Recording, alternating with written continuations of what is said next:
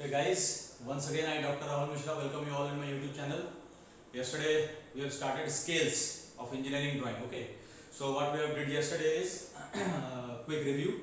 We have just studied what are the different types of scale, what is representative fraction, what is the importance of scale, and based on the importance of scale, what is representative fraction. Because importance and representative fraction both are something simultaneous. Okay. And based on RF, what are the three types of scale and what are the different types of scale based on its applications. Then we have studied what are the different units of Indian standard and British standard, what are the conversion factors of those units. So all these we have done yesterday. Okay. Now today we are moving further. We have studied that there are 5 different types of scales, out of which plane scale and diagonal scales are the 2 types of scales which are in your syllabus. So we are starting today with the plane scale. So let us start quickly with the questions of plane scale, how to crack it. Okay. So I am written here the question: construct a scale of 1:4. Whenever in question the ratio is given, either this ratio will be given to you directly or you have to find it based on the condition given in the question. Here it is given directly 1:4. So this ratio is nothing but RF. Okay. To show centimeters and long enough to measure up to 5 decimeters. So here we are seeing that there are 2 units, centimeters and decimeters. So might be the scale is of 2 units, but we are not sure. Yesterday I have told you now that you have to check what are the number of units, how many number of units are there in your scale. You have to check it by the question which is given to you, that represent this in your scale. That value you have to check. Okay, we are moving further. Let us see. So by now we are assuming that there are 2 units, centimeter and decimeters. Okay. Now in question when it is written that long enough to measure up to, long enough to measure up to, it means that this is the maximum up to which you can measure. Long enough to measure up to 5 decimeter means this is the maximum up to which you can measure. So whenever in the question there is written that long enough to measure up to, it means it is the maximum length. Okay. So maximum length is given to you 5 decimeter. Represent 2.5 decimeter on the scale. Represent 2.5 decimeter on it. मतलब आपको you have to show 2.5 decimeters on the scale which you will be drawing. So now what I have said that first of all write the given data. The RF is given to you 1/4. The maximum length is given to you 5 decimeter. Okay. And we have studied the formula yesterday that RF is nothing but length of drawing upon maximum length. Isn't it? This is the formula. Length of drawing upon maximum length. So what will be the length of drawing? Length of drawing will be RF into maximum length. We can write it. That's what I have written here. Length of drawing is RF into maximum length. Now RF is given to you and maximum length is given to you.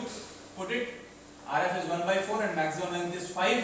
Now you have to convert the unit. Yesterday I have told you that whatever the unit of maximum length may be, but you have to calculate the length of drawing in centimeter.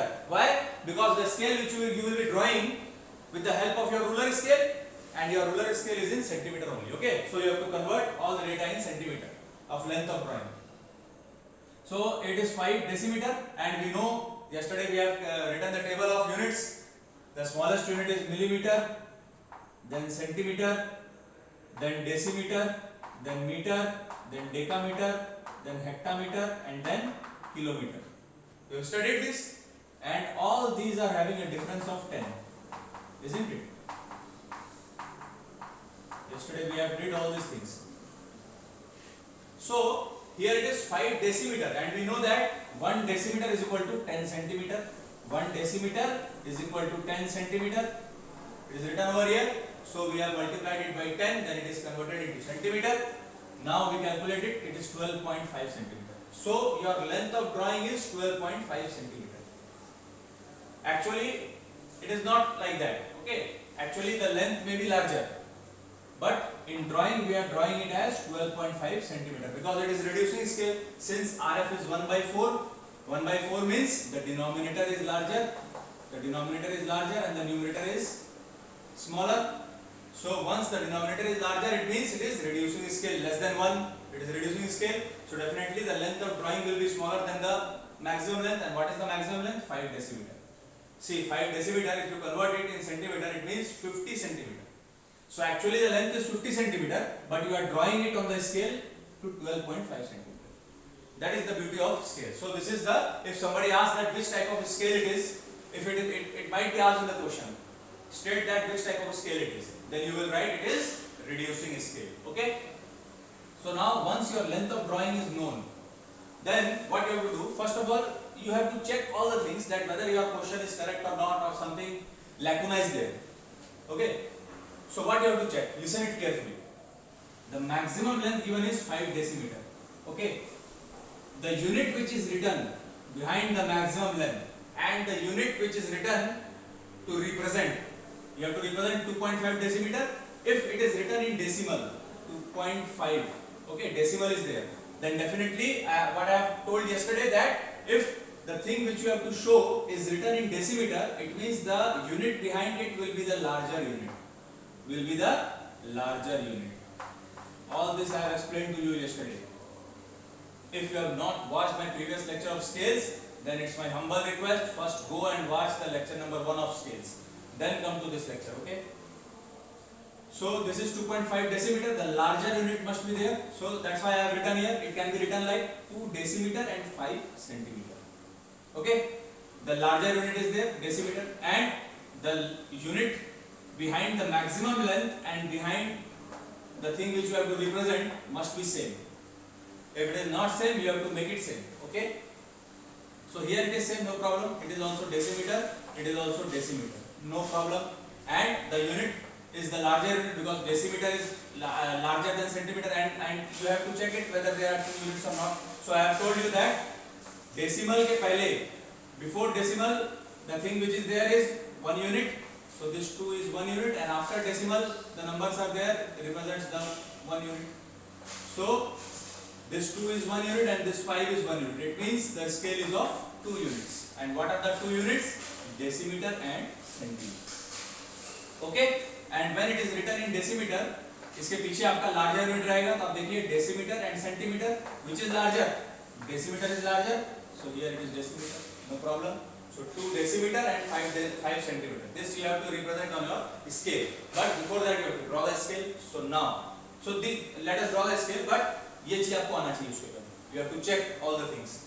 क्या क्या check करना है आपको? Maximum length का जो unit है और जो आपको शो करना है उसका यूनिट है, वो दोनों सेम होना चाहिए. ठीक है? अगर वो दोनों सेम नहीं है तो आप करेंगे उसको same. Clear? Length of drawing हमेशा सेंटीमीटर में होना चाहिए. दूसरा चीज, अगर ये डेसिमल में लिखा है जो शो करना है, तो उसके पीछे जो यूनिट होगा वो लार्जर यूनिट होना चाहिए. ठीक? और जब कभी भी डेसिमल को आप तोड़ोगे तो ऐसा लिखोगे, पहला वाला जो बड़ा यूनिट है वो होगा, तो 2 डेसीमीटर, और उसके बाद जो है वो डेसिमल के बाद जो लिखा है वो छोटा यूनिट होगा, 5 सेंटीमीटर. ओके? और क्या बताया था मैंने आपको, कैसे चेक करते हैं? तो 2.5 लिखा है, डेसिमल के पहले जो भी लिखा रहता है उसको पूरे फॉर्म में 1 यूनिट मानते हैं, और डेसिमल के बाद जितना डिजिट रहता है सबको 1 यूनिट मानते हैं. तो यहाँ डेसिमल के बाद एक ही डिजिट है 5, तो उसको 1 यूनिट मानेंगे. डेसिमल के पहले भी एक डिजिट है, उसको भी 1 यूनिट मानेंगे. तो ये 1 यूनिट हो गया, ये 1 यूनिट हो गया. इसका मतलब आपका स्केल 2 यूनिट का है. और वो 2 यूनिट कौन कौन सा है? यहाँ भी लिखा हुआ है सेंटीमीटर एंड डेसीमीटर, यहाँ भी लिखो. ठीक? Now we have to proceed further to draw our scale. Okay? So length of drawing जितना भी आया, construct a line that much length. So your length of drawing is 12.5 centimeter. You have to draw this line. You have to draw this line of 12.5 centimeter. What is the length of this line? 12.5 centimeter. यहाँ dimensioning करने का कोई जरूरत नहीं है. ठीक है? आपको 12.5 सेंटीमीटर लिखना नहीं है. ये आपको याद होना चाहिए कि ये जो लाइन है ये कितना लंबा होगा? जितना लेंथ ऑफ ड्राइंग होगा, जितना आपका लेंथ ऑफ ड्राइंग आया होगा. तो यहाँ लेंथ ऑफ ड्राइंग 12.5 आया है, तो हम 12.5 सेंटीमीटर का लाइन ड्रॉ करेंगे. Okay? we have to draw a line. How much length? Of equal to length of drawing. So here the length of drawing is 12.5 centimeter. That's why we have drawn this length of 12.5 centimeter. Okay? As simple as that. Now we have to divide this line in n number of equal parts. And what is that n? बहुत ध्यान से सुनिएगा. That n is nothing but the maximum length value of maximum length. Don't bother about the unit. आपको आपको इस line को उतने equal parts में डिवाइड करना है जितना मैक्सिमम लेंथ दिया हुआ है, या तो उसके मल्टीपल। जैसा मैक्सिमम लेंथ यहाँ 5 दिया हुआ है, here the maximum length is 5, so you can easily divide it in 5 equal parts. See, I have divided 1 2 3 4 5 equal parts, क्योंकि मैक्सिमम लेंथ 5 है। मैक्सिमम लेंथ अगर 25 होता, what you have done, if maximum length is 25, then what will you do? You cannot divide this line in 25 equal parts. You have that you did not have that much of time in your exam. You will not have that much of time in your exam. So what will you do? 25 parts में तो divide करते बैठोगे नहीं. Then you have to take the multiples of maximum length. Okay? So what is the multiple of maximum length? By this what I mean? 25 suppose given है, तो आप क्या करोगे? 25 का multiple क्या होता है? 5 into 5. Means आप तब 5 equal parts में divide करते और एक-एक division 5-5 डेसीमीटर का होता. अगर 25 डेसीमीटर आपका मैक्सिमम लेंथ होता, तब क्या करते? 5 पार्ट में डिवाइड करते, लेकिन एक-एक डिवीजन 5-5 डेसीमीटर का होता है. यहाँ जैसे आपका 5 डेसीमीटर है, तो आपने 5 पार्ट में डिवाइड किया, लेकिन एक-एक डिवीजन 1-1 डेसीमीटर का लिखा है. देखो 1 2 3 4. उस समय आप क्या करते? 5 पार्ट में डिवाइड करते, लेकिन एक-एक डिवीजन 5-5 डेसीमीटर का होता. तो आप 0 के बाद 1 न लिख के क्या लिखते? 5, then 10, then 15, then 20, like this. Okay? And एक ब्लॉक को छोड़ते हैं, तो मल्टीपल का मतलब समझ में आ गया होगा. सपोज 42 रहता मान लो, तो आप क्या करते? 6 into 7 या 7 into 6, एक ही मतलब है. तो आप क्या करते? या तो 6 पार्ट में डिवाइड करते, एक-एक डिवीजन 7-7 का रहता. मतलब आप अगर 6 पार्ट में डिवाइड करते तो 0 के बाद 7, then 14, then 21, likewise. और अगर आप 7 पार्ट में डिवाइड करते तो एक-एक डिवीजन 6-6 का रहता, वो भी सही है. तो आप 7 पार्ट में डिवाइड करते और एक-एक डिवीजन अगर 6-6 का रहता, तो उस समय नेमिंग क्या होता? 0 के बाद 6, then 12, then 18, then 24, likewise. Okay? So ऐसा होता है मल्टीपल का मतलब, अगर वैल्यू बड़ी है मैक्सिमम लेंथ की. तो और अगर मैक्सिमम लेंथ विदिन 10 20 है, विदिन 20 आपका मैक्सिमम लेंथ दिया है, तो आप उसको आराम से इक्वल पार्ट्स में डिवाइड कर सकते हैं जितना मैक्सिमम लेंथ दिया है. और अगर 20 से ज्यादा है मैक्सिमम लेंथ की वैल्यू, तो उसके मल्टीपल्स को ले लीजिए. ठीक है, समझ में आ गया होगा. नाउ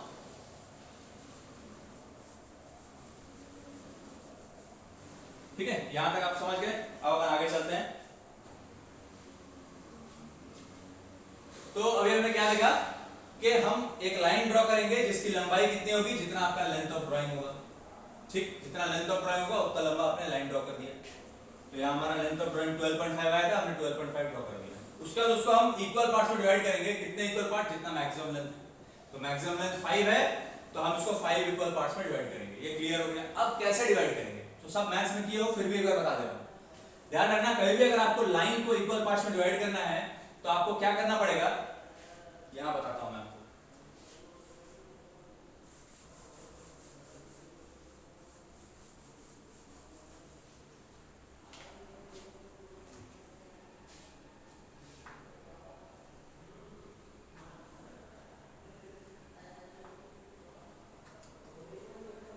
अगर कोई लाइन को आपको इक्वल पार्ट्स में डिवाइड करना है, तो क्या करेंगे? देखिए, सबसे पहले क्या करेंगे? एक एक्यूट लाइन खींचेंगे, एक्यूट एंगल. उस लाइन से, जैसे ये लाइन को हमको डिवाइड करना था, हम क्या करेंगे? इस लाइन से एक एक्यूट एंगल खींचेंगे. कितना भी डिग्री का हो सकता है, लेकिन एक्यूट होना चाहिए, मतलब 90 डिग्री से कम होना चाहिए. ठीक है, तो हम यहाँ पे एक लाइन खींच दिए, कितना भी डिग्री का, एक एंगल बना दिए. एक एंगल बना दिए कितना भी डिग्री का. अब हमको राउंडर में एक नाप सेट कर लेना है अपने राउंडर में. ठीक है, एक नाप हमने सेट कर लिया राउंडर में, वो चेंज नहीं होना चाहिए. तो हमने यहाँ पे रखा, पहला आर्क काटा, फिर यहाँ पे रखे. कितना आर्क काटेंगे? जितने पार्ट में डिवाइड करना है. हमको कितने पार्ट में डिवाइड करना है? 5 पार्ट में. हमने राउंडर में एक नाप ले लिया, कितना भी हो सकता है. उसको यहाँ रख के इधर काट दिए, पहला आर्क, फिर यहाँ रख के दूसरा आर्क, फिर यहाँ रख के तीसरा आर्क, फिर यहाँ रख के चौथा आर्क, फिर यहाँ रख के पांचवा आर्क. 5 आर्क अपन ने काट लिया, क्योंकि 5 इक्वल पार्ट्स में हमको डिवाइड करना था. फिर लास्ट वाला जो आर्क आया, उसको जोड़ दिए ये लास्ट वाले पॉइंट्स. लाइन का जो आखिरी पॉइंट है, उसको इससे जोड़ दिए. फिर हमको मिनी ड्राफ्टर लाना है. सबको मिनी ड्राफ्टर यूज करना आता है. मिनी ड्राफ्टर को सेट किए, यहाँ पे आके टाइट कर दिए, तो लाइन आपका बन गया. अब इसके पैरेलल लाइन अपने आप बन जाएगा यहाँ से, फिर इसके पैरेलल यहाँ से, फिर इसके पैरेलल यहाँ से, फिर इसके पैरेलल यहाँ से. तो ये जब लाइन आपका इधर बनता गया, तो यहाँ पे देखिए ये इक्वल पार्ट्स में डिवाइड होता गया. तो आपका 5 इक्वल पार्ट्स आ गया. ठीक, अब 5 इक्वल पार्ट्स का जब नेमिंग करोगे, तो पहले पे नेमिंग नहीं करना है. ये भी मैंने आपको पिछले क्लास में बताया हुआ है. तो यहाँ से 0 नहीं लिखना है, एक ब्लॉक को छोड़ के 0 लिखोगे. तो यहाँ पर ने 0 लिखा, देन आफ्टर 0 1 2 3 4, और बचा वाला ये 5 हो जाएगा. 5 पार्ट हो गया इक्वली, कोई समस्या नहीं है. अब मैंने क्या बताया था पिछले क्लास में आपको कि जीरो के इस तरफ जो होता है हमेशा लार्जर यूनिट होगा और जीरो के इस तरफ जो होगा हमेशा स्मॉलर यूनिट होगा। तो यहाँ पे हमारे पास दो यूनिट है, डेसीमीटर और सेंटीमीटर। हमको पता है कि डेसीमीटर लार्जर यूनिट है, सेंटीमीटर स्मॉलर यूनिट। तो जहां यहाँ पे हमेशा लार्जर यूनिट रहेगा तो मैं यहाँ पे ऐसा दो हल्की लाइन बना के डेसीमीटर लिख दूंगा। शॉर्ट फॉर्म यूज नहीं करना है, हमेशा आपको बड़े पूरा पूरा उसको एलैबोरेट करके लिखना है। डेसीमीटर हो गया और जीरो के इस तरफ क्या रहेगा, छोटा यूनिट। छोटा यूनिट कौन सा है, सेंटीमीटर। यहाँ पे भी ऐसी लाइन बना के सेंटीमीटर लिख दिया। अब क्या करना है, we have to divide this small division into n number of equal parts. अब ये कितने डिवीजन में डिवाइड होगा, जितना इन दोनों के बीच में गैप होगा। तो हमको पता है डेसीमीटर और सेंटीमीटर के बीच में कितना गैप है, 10 का। हमको पता है 1 decimetre is equal to 10 centimetre होता है। तो 10 का गैप है, तो इसलिए इसको 10 पार्ट्स में डिवाइड करना है। लेकिन मान लो अगर 1 मीटर और सेंटीमीटर का स्केल होता तो 1 metre is equal to 100 centimetre होता। तो आप 100 सेंटीमीटर में डिवाइड करते क्या, फिर वही लॉजिक जो मैक्सिमम लेंथ के समय था, या तो मैक्सिमम लेंथ जितना है उतने इक्वल पार्ट में डिवाइड किए लाइन को, या तो क्या किया उसके मल्टीपल में, अगर बड़ा है मैक्सिमम लेंथ। तो सेम यहाँ पे भी अगर आपका ये कन्वर्जन यूनिट जो है बड़ा है तो आप क्या करोगे, या तो एग्जैक्ट जितना है, सपोज ये 10 है तो आप 10 इक्वल पार्ट्स में आराम से डिवाइड कर सकते हो। लेकिन अगर ये मीटर और सेंटीमीटर का स्केल होता तो 100 का गैप था, तो 100 पार्ट में डिवाइड नहीं कर सकते, तब क्या करेंगे उसके मल्टीपल में। तो मल्टीपल क्या है मुझे पता है, 10 × 10, मतलब मैं करूंगा 10 पार्ट्स में, एक एक डिवीजन 10-10 का होगा। जैसे यहाँ पे मैंने 10 पार्ट्स में डिवाइड किया, फिर अब देखिए पहले डिवाइड करना बता रहा हूँ, फिर इसका लॉजिक बताऊंगा। फिर अब इसको आपको 10 पार्ट में डिवाइड करना है, तो फिर वैसे एक्यूट एंगल खींचेंगे, और अब 10 पार्ट में चाहिए तो राउंडर में एक नाप लेंगे, 10 टोकार काटेंगे, 1 2 3 4 5 6 7 8 9 10 10 हो गया। अब ये 10वां वाला जो आर्क है इसको इसके लास्ट पॉइंट से जोड़ देंगे यहाँ से, फिर मिनी ड्राफ्टर को सेट करेंगे और इसके पैरेलल लाइन बना देंगे। पैरेलल लाइन बना देंगे तो देखिए यहाँ पे 10 इक्वल पार्ट्स हो गया अपने आप। उसको भी वर्टिकल, अब इसको एक वर्टिकल हाइट ले लो, ये हाइट आपका कितना भी हो सकता है, x y z कुछ भी हो सकता है ये, ठीक है। ये हाइट पे आपको बॉदर नहीं करना है, बहुत ज्यादा बड़ा मत बनाना, क्योंकि एक ही ड्राइंग शीट में आपको बहुत सारे क्वेश्चन बनाने होते हैं। तो ये इतना हाइट काफी है, इतना बनाए, रेक्टेंगल बना लिए, यहाँ से वर्टिकल सब बना लिए, और यहाँ पे भी सारे वर्टिकल। अब ये जो सब डिवीजन आपने किया है ये केवल पहले वाले ब्लॉक में होगा, ये केवल पहले वाले ब्लॉक में होगा, बाकी किसी में नहीं होगा, ठीक है। और ये कितना डिवाइड करेंगे, जितना इन दोनों के बीच में गैप होता है। तो यहाँ तो डेसीमीटर और सेंटीमीटर में 10 का गैप है, तो हमने 10 पार्ट में डिवाइड किया। एक एक डिवीजन कितने कितने करा, 1 करा। तो यहाँ पे आप लिख सकते हो 1 2 3 4 5 6 7 8 9 10, ठीक, क्लियर। लेकिन अगर मान लो यहाँ मीटर होता है, यहाँ सेंटीमीटर होता, तो मीटर और सेंटीमीटर में 100 का गैप, तो तब आप क्या करोगे, 10 पार्ट में करोगे, लेकिन एक एक डिवीजन 10-10 का होगा। तो उस समय आप जीरो के बाद क्या लिखते हैं, 10 20 30 40 50 60 70 80 90 100, क्लियर है। बहुत बढ़िया से बता दिया, यहाँ पे कोई डाउट नहीं होना चाहिए। सिमिलरली अगर मान लो मीटर और मिलीमीटर में होता, 1 metre is equal to 1000 millimetre होता है, तो उस समय आप क्या करते, फिर आप 10 पार्ट में ही करते, लेकिन एक एक डिवीजन 100 का होता। तो उस समय क्या लिखते हैं, जीरो के बाद 100 200 300 400 500 600 700 800 900 और 1000, समझ में आया। तो ऐसा आपको कन्वर्जन लेना है, इन दोनों के बीच में, दो यूनिट्स के बीच में जितना गैप होगा उतने इक्वल पार्ट में इसको डिवाइड करेंगे, क्लियर। तो इसलिए मैंने एक तरीका आपको बता रहा हूं इजी, क्योंकि आप देख लो मीटर का कोई सा भी यूनिट रहे, सब में आप देखोगे कि आप डिवाइड करोगे 10 पार्ट में। यहाँ आपने 10 पार्ट में डिवाइड किया, एक एक डिवीजन एक एक का ही है। यहाँ आपने 10 पार्ट में डिवाइड किया, एक एक डिवीजन 10-10 का है। यहाँ भी आप 10 पार्ट में कर रहे हो, एक एक डिवीजन 100-100 का है। और जाओगे तो भी आप 10 पार्ट में करोगे, लेकिन वो 100 के बाद 1000 हो जाएगा, 10,000 हो जाएगा, ऐसा। तो आप यहाँ देखोगे कि आपको इसको डिवाइड 10 पार्ट्स में ही करना है। अगर मीटर का स्केल है ना, मैं मीटर की बात कर रहा हूँ जब ऐसा यूनिट की बात हो रही है, ठीक है, ब्रिटिश स्टैंडर्ड की बात नहीं कर रहा हूँ, ऐसा यूनिट्स।